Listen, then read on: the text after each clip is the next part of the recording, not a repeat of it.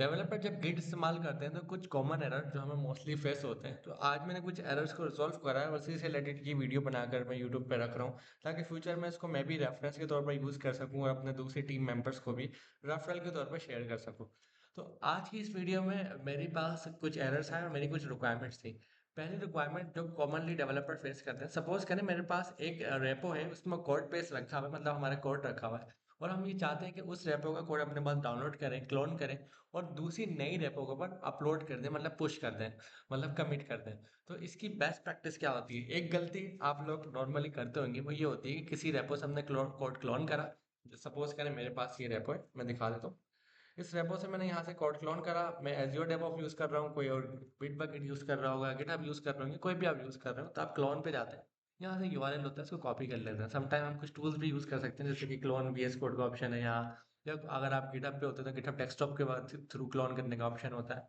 तो ये सारे ऑप्शन हमारे पास होते हैं हमारी आसानी के लिए, लेकिन अभी हम देखते हैं अगर हम किसी कमांड से क्लोन करें। कमांड से क्लोन करने का तरीकेकार क्या होता है कि जहाँ पर भी आपको प्रोजेक्ट क्लोन करना होता है आप वहाँ पर जाते हैं। सपोज करें मुझे यहाँ पर प्रोजेक्ट क्लोन करना है, तो मैं यहाँ पर जैसे ही जाता हूँ, और जैसे कि मैंने डी ड्राइव में कोई ना किसी भी नाम से एक फोल्डर बनाया हुआ और मैं चाहता हूँ यहीं पे क्लोन करूँ, तो मैं ऊपर आता हूँ, सी एम डी लिख के एंटर करता हूँ और यहाँ पे गिट क्लोन, और जो भी मेरी प्रोजेक्ट का यूआरएल है वो यहाँ पे मैं पेस्ट कर देता हूँ, कॉपी जो भी मैं करके लाया हूँ। जैसे मैंने यहाँ कर दिया, जब मैं इसको एंटर करूँगा तो ये प्रोजेक्ट सक्सेसफुली क्लोन हो जाएगा।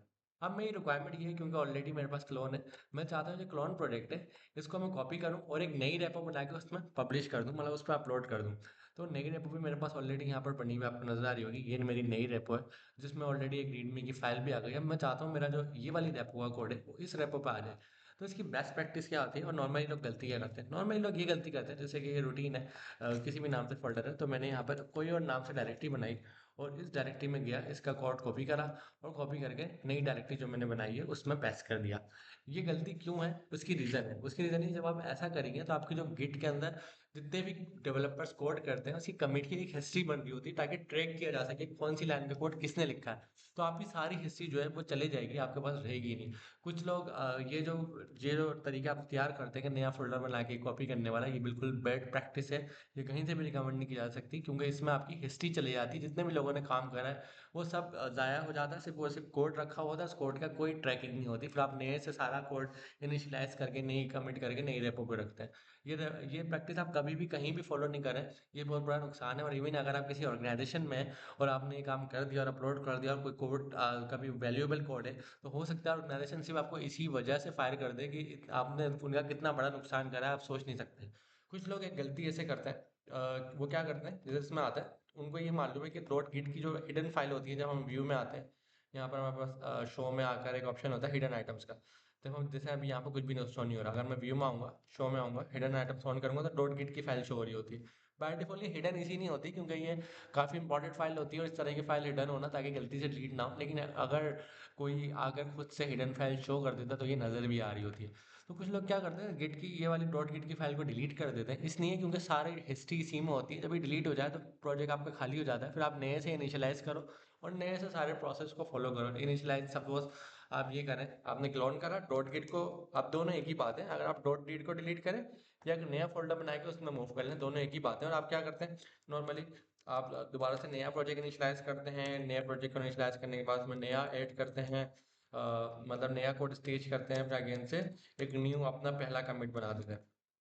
तो ये तरीका बहुत गलत है, इसको कभी भी नहीं करना। मैं आपको बेस्ट प्रैक्टिस बताने जा रहा हूँ, तो जो आपने हमेशा फॉलो करनी है। आपने क्या करना है, जैसे कि मेरे केस में ये मेरी पुरानी रेपो थी, इसका मैंने कोड क्लोन करा, और ये नई रेपो इसमें मैं कोड रखना चाहता हूँ और मैं चाहता हूँ मेरी गिट की हिस्ट्री भी ना जाए। तो मुझे क्या करना है, यहाँ से यूआरएल कॉपी करना है, इस यूआरएल मेरे पास इसका रखा हुआ है, और यूआरएल कॉपी करके मुझे कुछ ये वाली कमांड चलानी है। ये वाली कमांड्स की मुझे ज़रूरत नहीं है। मुझे कौन सी कमांड चलानी है?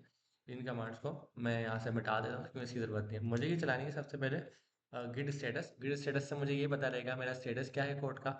और मैं यहाँ पे दिखा भी देता हूँ, तो मैंने अभी थोड़ी देर पहले ये सारी चीज़ें करी हुई हैं, तो आप लोगों को हिस्ट्री दिखाने के लिए मैंने ये सब हटाया नहीं, अपने पास रखा हुआ। जैसे मैंने यहाँ गिड स्टेटस की कमांड चलाई, तो मुझे ये पता लग गया अभी मैं डेव ब्रांच में हूँ। और जब बाय डिफ़ॉल्ट हमारे पास ब्रांच आती है तो इसका मतलब ये डिफ़ॉल्ट ब्रांच है।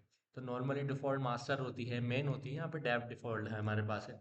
जब मैंने ये देख लिया, अब मेरा नेक्स्ट टारगेट क्या है? मेरा नेक्स्ट टारगेट ये है, मैं गिट रिमोट माइनस वी की कमांड चलाऊँ। ये क्या करती है, ये देखें, ये शो कर देती है कि मेरा करंट ओरिजिन कौन सा है, ज़ाहिर है मेरी ओल्ड रेपो आ रही है, तो ओल्ड ओल्ड करंट मेरा ओरिजिन है, तो ये कमांड है गिट रिमोट माइनस वी।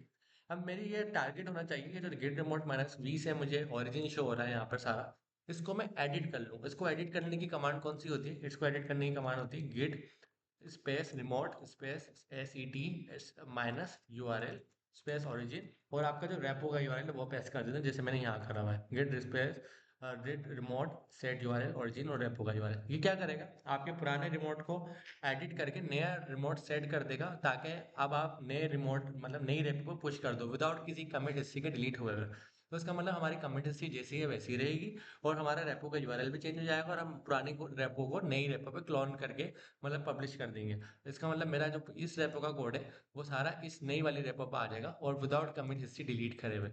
ये क्या का मेरा फायदा होता है। लेकिन उसके बाद मुझे कुछ एरर फेस हुए, उन एरर्स को आज हम डिस्कस भी करेंगे, वो एरर क्या फेस हुए। जब मैंने ये कमांड चलाई गिट रिमोट सेट ओरिजिन, और ओरिजिन के आगे मैंने ये पूरा यूआरएल दिया, तो ये सक्सेसफुली सेट हो गया। और जब मैंने अगेन से स्टेटस चेक करा तो मेरी ब्रांच जो है वो डेव आ रही थी।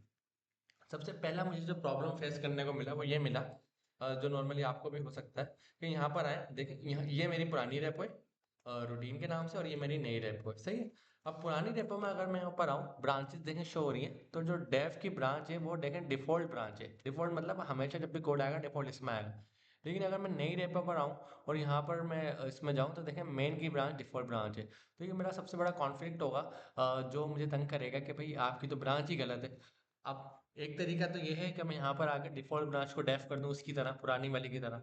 और एक तरीका ये है कि क्लोन करने से पहले मैं डेफ की ब्रांच को डिफ़ॉल्ट से हटा के मेन की ब्रांच को डिफ़ॉल्ट कर देता। लेकिन यहाँ पर अगर हम देखते हैं हिस्ट्री में, यहाँ तो मेन की ब्रांच एग्जिस्ट ही नहीं करती।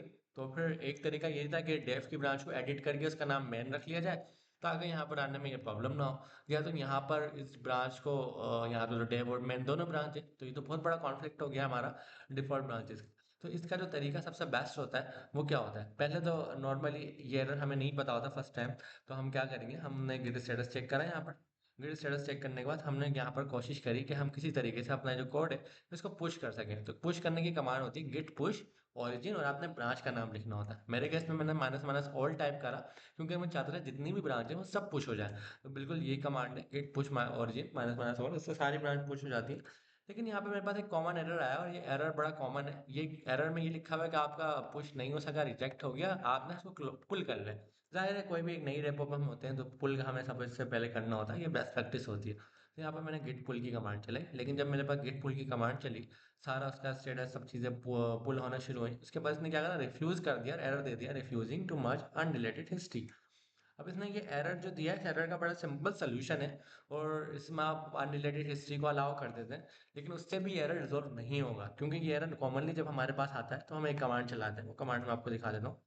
वो कमांड हमारे पास नॉर्मली ये होती है गिट पुल ओरिजिन, जो भी आपकी ब्रांच है उसका नाम लिख दें या माइनस माइनस ऑल कर दें। उसके बाद आपने लिखना होता है minus minus allow minus unrelated minus histories.